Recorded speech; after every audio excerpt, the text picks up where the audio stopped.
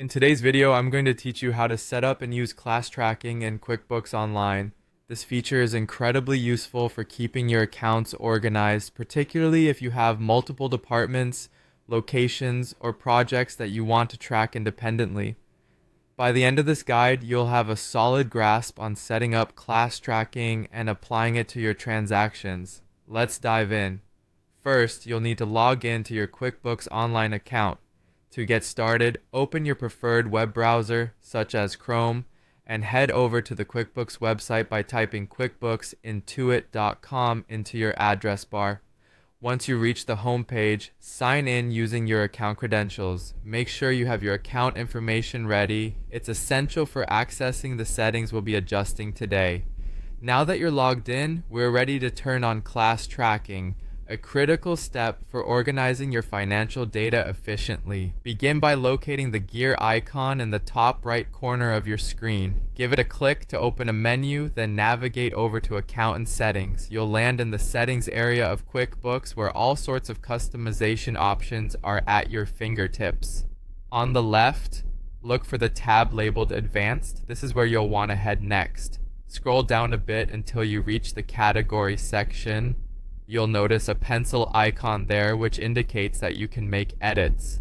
Clicking this brings up the options you need to toggle. Make sure to check the box labeled Track Classes. This will enable class tracking in your QuickBooks account. If you'd like an added layer of assurance, you can also opt to check the Warn Me when a transaction isn't assigned a class box. This is a helpful tool to make sure you don't overlook adding classes to your transactions. Once you've made your choices, click Save, then Done to lock in your settings. With class tracking now enabled, our next task is creating specific classes, which can be anything from project names to department identifiers. Start by clicking the gear icon again. Under Lists, select All Lists, and then find and click on Classes. Here you'll see a new button positioned in the upper right corner of the page. Clicking it allows you to create a new class. Type in the name for your class, whether it's sales, marketing, or even a location like Location A. If you need further breakdowns, consider using subclasses by selecting a parent class during the setup process. Subclasses are a great feature for more detailed categorization within a larger class. Once you're satisfied with your entry, click Save to ensure everything is stored correctly. Now let's talk about assigning these classes to your transactions, an essential step that brings everything together. As you create invoices, expenses, bills, or any other type of transaction, you'll notice a class drop-down menu. This drop-down is your tool for allocating the correct classes to different transactions.